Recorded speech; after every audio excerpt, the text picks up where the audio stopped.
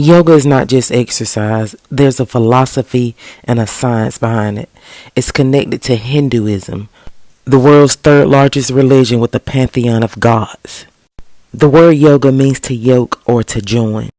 Yoga is an outward physical expression of a spiritual belief. The goal of yoga is to create a divine reality and connect with the gods. Brahma or Brahman, the supreme in the triad of gods, which includes Shiva and Vishnu. This is Shiva, also called the god of destruction. This is a statue outside of CERN. Does this sound like something you want to be yoked with?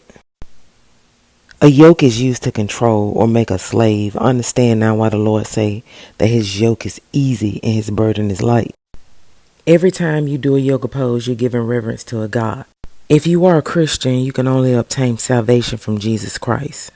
You might say, I'm just exercising, but by doing these different poses, you are in agreement with this philosophy. Check out what this Indian doctor had to say about Hinduism.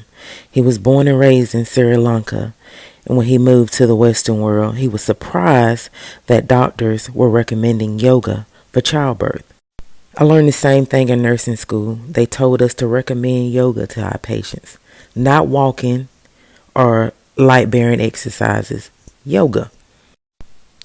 So every time you do a pose, you give reverence to different gods, Shiva being one of them. This is one of the easiest poses out there, and by doing this, you're invoking the spirit of Virabhadra, which is another name for Shiva. They also like to pose their fingers in what is called a mudra.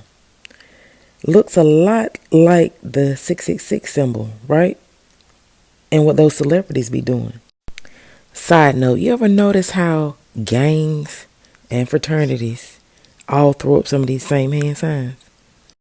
Same thing with the Kama Sutra, different positions, different gods. And we know as Christians we do not practice adultery. I just talked about the mixing of sex and religion in the last video I did. Let's not forget Hinduism is 5,000 years old. The Bible speaks of all of these things. And look how close it is to Israel. That's India, the little dangly part in the Indian Ocean. So I'm making this video because everybody had so much to say about my last post about Kundalini energy and how dangerous it was. Let's see what a guru has to say about it. And guidance, without expert guidance, constant guidance and observation, nobody should ever attempt it. But the problem is, books have been written about it and everybody wants to do the highest yoga. Nobody wants to start with A, everybody wants to start the alphabet with Z. This attitude itself is dangerous.